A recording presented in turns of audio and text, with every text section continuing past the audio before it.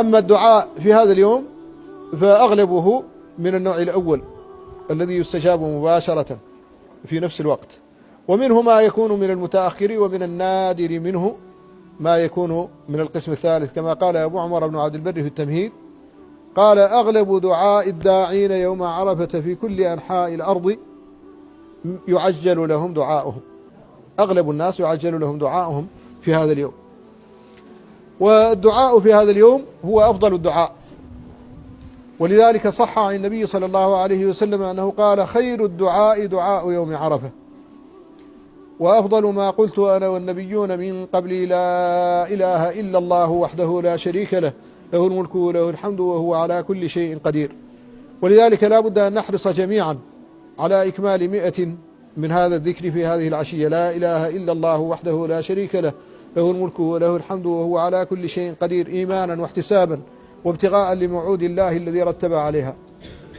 فسئل سفيان بن عيينة رحمه الله فقيل له: هو في الحديث يتحدث عن الدعاء، فقال: خير الدعاء دعاء يوم عرفة، ثم يقول: وأفضل ما قلت أنا والنبيون من قبلي لا إله إلا الله، وهذا ذكر لا دعاء.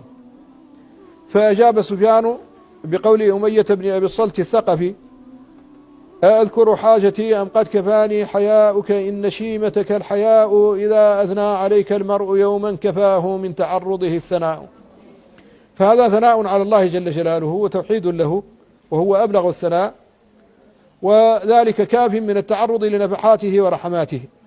والداعون 3 أقسام: منهم المصرحون، ومنهم المعرضون، ومنهم المثنون.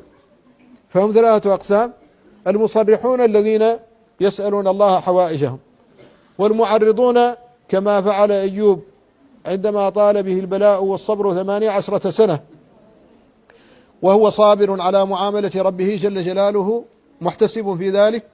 مر به رجلان من بني إسرائيل وهو على طرف قمامة لبني إسرائيل وهما يعرفانه، فقال أحدهما للآخر: لقد أذنب أيوب ذنبا لم يذنبه أحد من خلق الله. قال: وما ذاك؟ قال: قد ابتلاه الله 18 سنة ولم يرفع عنه البلاء. فسمع أيوب كلامهما فاستحيا من الله أن يدعوه، فعرض في الدعاء فقال: رب إني مسني الضر وأنت أرحم الراحمين. فاستجاب الله له في تلك اللحظة، فرفع الله عنه البلاء كله، وأنزل له لباسا من لباس الجنة، وأمره أن يركض برجله، فنبع الماء من تحت رجله فاغتسل به وشرب منه، وتغيرت حاله ورجع إلى